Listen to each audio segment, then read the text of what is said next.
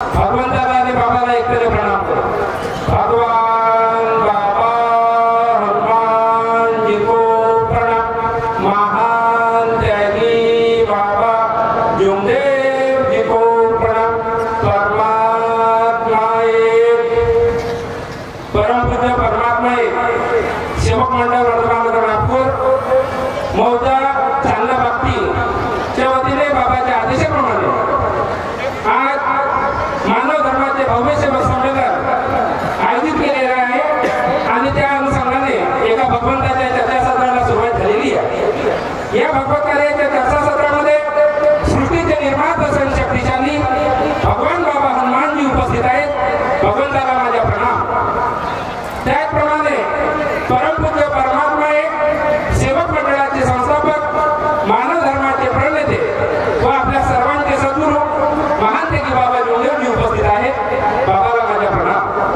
बाबाला या भगवत कार्यामध्ये वेळोवेळी सहकार्य करणाऱ्या आपल्या सर्वांच्या मातोश्री वाराणसी सुद्धा उपस्थित आहेत। आईला माझा प्रणाम। आजच्या कार्यक्रमाचे अध्यक्ष, आजच्या चर्चा बैठकीचे अध्यक्ष आणि परमपूज्य परमात्मा एक सेवक मंडळ वर्धमान नागपूरचे अध्यक्ष आदरणीय राजूजी मदनकर साहेब उपस्थित आहेत। साहेबांना माझा नमस्कार। आजच्या कार्यक्रमाचे उद्घाटक परमपूज्य परमात्मा एक सेवक मंडळ वर्धमान नागपूरचे संचालक आदरणीय फकीराजी जिरकाडे साहेब हे सुद्धा उपस्थित आहेत। साहेबांना माझा नमस्कार। आणि वेळ कमी असल्यामुळे सगळ्यांचे नाव घेणं शक्य नाही, म्हणून मंचकावर उपस्थित सर्व मंडळांतर्गत पदाधिकारी, मंडळाचे पदाधिकारी आणि मंडळांतर्गत सर्व मार्गदर्शक आणि सामोर बसलेले सर्व एका भगवंताचे सेवक, सेविका, बालसेवक, बालसेविका आपण सर्व उपस्थित आहात। सर्वांना माझ्या एक साथ आदरपूर्वक नमस्कार।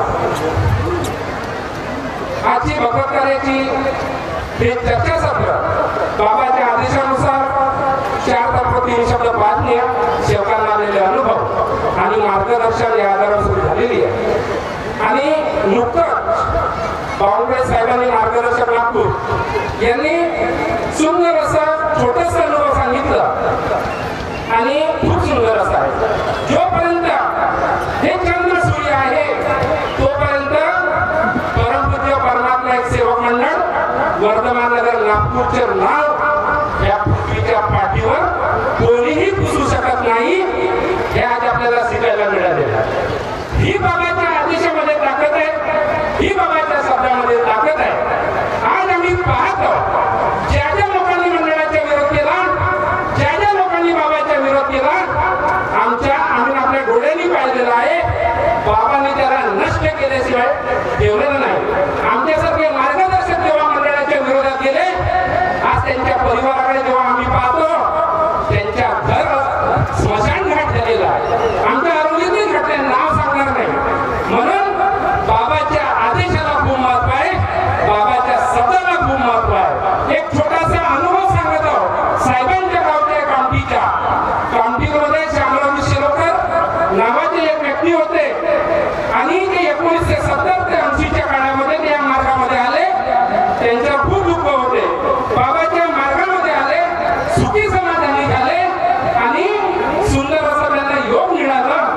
आणि काही दिवसानंतर त्यांना 3 मुलं आणि 1 मुलगी होती आणि चांगला असा सुखी समाधानी परिवार जीवन जगत असताना एक छोटासा त्यांच्या एका मुलाचा अनुभव सांगतो। त्यांचे छोटे छोटे 3 मुलं होते। एक दिवस श्यामरावजी शिरोकर यांच्या मामा त्यांच्या घरी आला, मुक्काम झालं आणि दुसऱ्या दिवशी गावाकडे जायला निघाला। जेव्हा गावाकडे जायला निघाला तर 3 मुलातून 1 मुलगा त्यांच्या मामाच्या मागे लागला गावाला येण्याकरता आणि यांची इच्छा नव्हती त्यांच्यासोबत पाठवण्याची, पण मुलगा एवढा जिद्द करत होता त्यामुळे तो मागं लागला।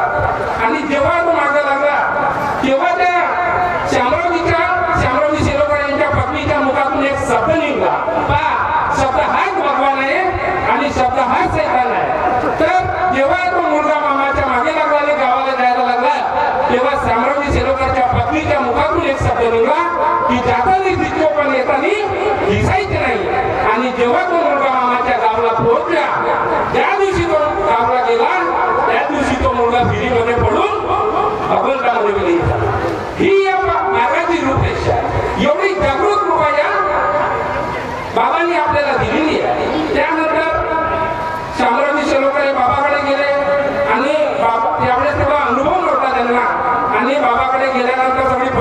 सांगितली आणि बाबांनी मार्गदर्शन केलं आणि ज्या पद्धतीने बाबांनी मार्गदर्शन केलं त्या पद्धतीने शामरावजी शिरोडकर आणि त्यांचा परिवार वागायला लागला आणि सुखी समाधानी झाले आणि त्यांनी एक सुंदरसं असं मोठं घर बनवलं आणि त्या घरावर नाव दिलं भगवत कृपा. आणि पहा, चांगला परिवार चालत असताना जेव्हा आपण आपल्या विचारापासून जेव्हा भटकतो, ह्या परमेश्वरी कृपेपासून जेव्हा आपण भटकतो, ह्या भगवंतापासून बाबाच्या शब्दाचे जेव्हा अनादर करतो, तेव्हा त्या परिवारावर कोणता प्रसंग घडते ते सांगू आहे का? 1990 ते 91 च्या काळामध्ये बाबाच्या विरोधामध्ये काही लोकांनी अफवा पसरवली की बाबाची शक्ती गेली आणि हे शब्द काही कच्च्या कानाच्या लोकांच्या, काही लोक कच्च्या कानाचे जे लोक असतात त्यांच्या कानापर्यंत पोहोचली आणि हे गोष्ट शामरावजी शिरोडकरने ऐकली आणि बाबाच्या विरोधात जाऊन तो शामरावजी शिरोडकर त्या दुसऱ्या बाजूला जाऊन बसला आणि बाबाच्या कार्याला विरोध केला.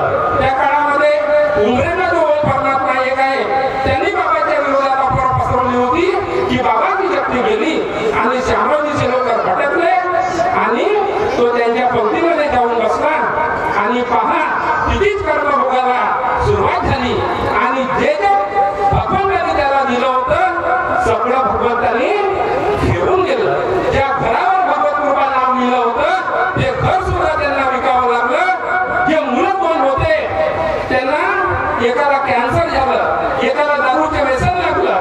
जेव्हा ज्या लहान मुलाला दारूचे व्यसन लागलं त्याची पत्नी 6 महिन्याचे बाळ असताना अंगावर रॉकेट टाकून स्वतःला पेटवून दिलं. एक सुखी आणि समाधानी परिवार जेव्हा बाबाच्या आदेशाच्या विरोधात जातो त्या पद्धतीने आपल्या दुःखावर आपल्यावर येतात. म्हणून सांगण्याचे तात्पर्य आहे की जोपर्यंत हे चंद्रसूर्य आहे तोपर्यंत मंडळ आहे आणि बाबांनीच मंडळ आहे. माझ्यानंतर मंडळ आणि दुसरा शब्द आहे मंडळ व्यक्ती नसून शक्ती आहे. म्हणजे आपण कोण आहोत हे स्वतः ओळखायला पाहिजे.